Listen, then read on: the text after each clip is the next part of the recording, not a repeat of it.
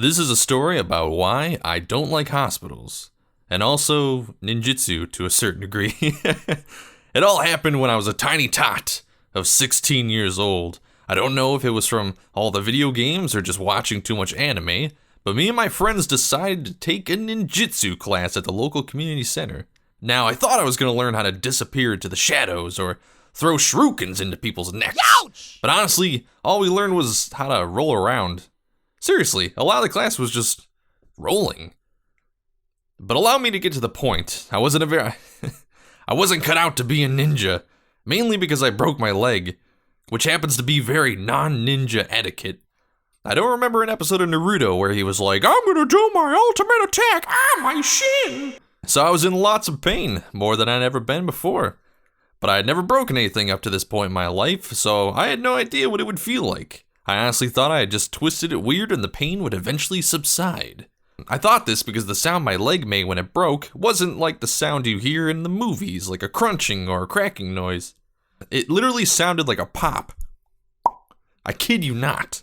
However much pain I was in, I didn't cry. I don't think I've ever cried from physical pain. Mental pain though, ho, I'll cry like a baby. Like at the end of Big Fish. It still gets me. It still gets me. My dad came and took me home. Thankfully, I couldn't get out of his truck because it was too painful. Judging by my struggle, he knew to take me to the hospital. And thank God for that. You know what I was gonna do if I got into my house? I was gonna take a bath.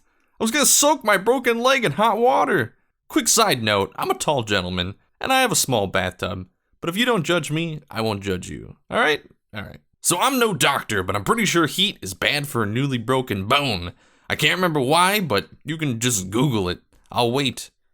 Okay, now that those squares are gone, I'll continue my story. We arrive at the hospital, which is really just a building where people come to sometimes not die horribly. The time of our arrival was around 7 p.m., and when I got there, it was crowded with tons of people who decided to get injured the same night as me. Now, I'm not sure if all hospitals are like this, but if you just show up out of the blue, they attend to those in the waiting room based on how bad your injury is. For me, it looked like nothing was wrong. My leg was completely normal looking. There was one point where I was sitting in a wheelchair and a nurse came up to me and told me to get out so someone else could use it. I can't make this shit up. I waited with my parents for around an hour, and I would have been next if it weren't for the gentleman sitting across from me. He was a big fellow who was also bleeding from one ear. Judging from my subtle eavesdropping, I deduced that he was painting his house and fell off the scaffolding, which made me wonder, who the hell paints at night? Anywho, he got up really fast and fainted, so they rushed him in ahead of me. For some reason, I still had to wait 3 more hours until the doctor finally saw me. And as if I didn't hate hospitals enough already, here's where things get tremendously worse. Before the doctor could really determine what was wrong with my leg, I needed to get some x-rays done. So they got me up on a gurney and a nurse rolled me down to the x-ray machine. At this point in the story, it was around midnight. The hospital had shut off some of its lights and most of the rooms we passed were dark or dim. And almost all of the hallways were completely empty and dead silent. I felt helpless as she wheeled me through this seemingly endless maze of corridors, but eventually we stopped at the x-ray room. The door was locked, of course, and she had to go get the keys. So I waited there by myself in this dim, creepy hallway. I played a lot of video games in my youth, and my imagination was getting the best of me. Remember the hospital in Silent Hill 2? Yeah, it felt a lot like that. And I was completely helpless as well. If one of those creepy leg monsters rounded the corner, I wouldn't be able to do anything. I think this was the first time I ever had a panic attack, and after what felt like an eternity, the nurse returned with the keys. And luckily, no leg monsters showed up.